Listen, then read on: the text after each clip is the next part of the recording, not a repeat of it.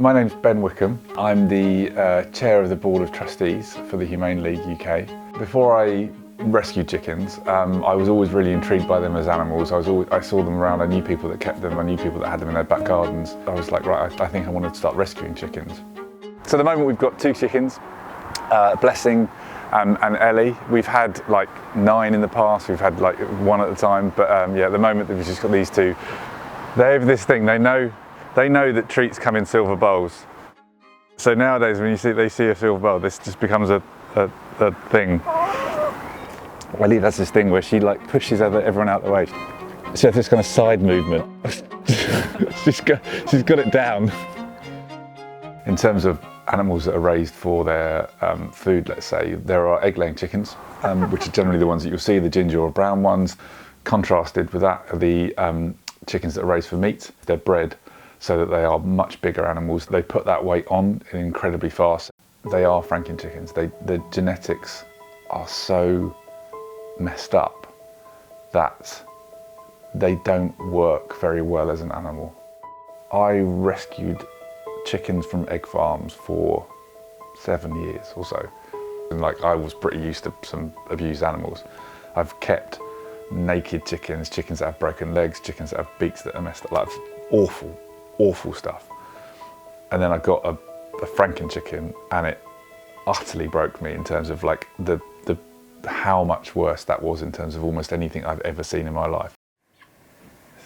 Yeah, we kind of weighed them all just to see where they're at. So like that's, you know, she's sort of 1.6 kilos, which is, you know, considering she's only been around for 42 days, is incredibly high. And that's a very, very unnatural way for a chicken to sit. It's not very pleasant for them to sit on their bellies, but clearly she can't get her legs underneath it. You can see from this video, she was kind of desperate to get to the food, but clearly can't balance very well and isn't sure how to make it there, but wants to get there. And that's a chicken that actually can't walk because of the way its body's been developed and grown.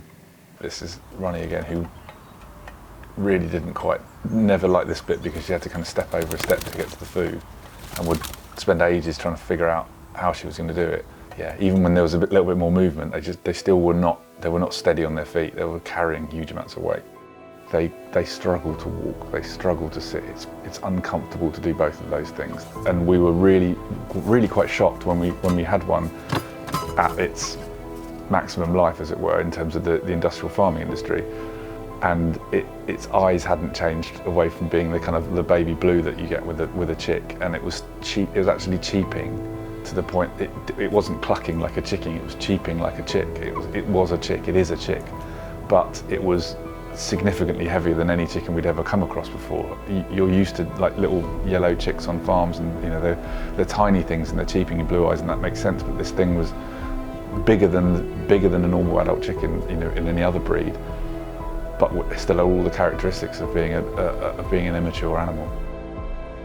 The few that we got that got properly grown up, you can see kind of became these big animals. That's our rooster Dottie, who'd probably been with us about a year at that point, with two hens who were egg layers fresh out of the cage. So they were out of the cage that day.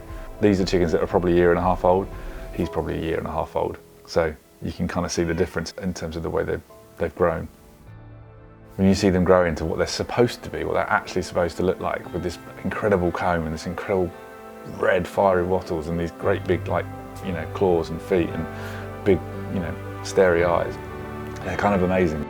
For an animal to live in the conditions they live in and then to kind of come out of that and thrive, just have so much love and interest and verve for life after what they've been through. They've taught me strength, genuinely. That sounds like a strange thing to say, but they've really taught me how something can respond and come back. And one of the most abused animals on the planet, to be running around happily was amazing to see.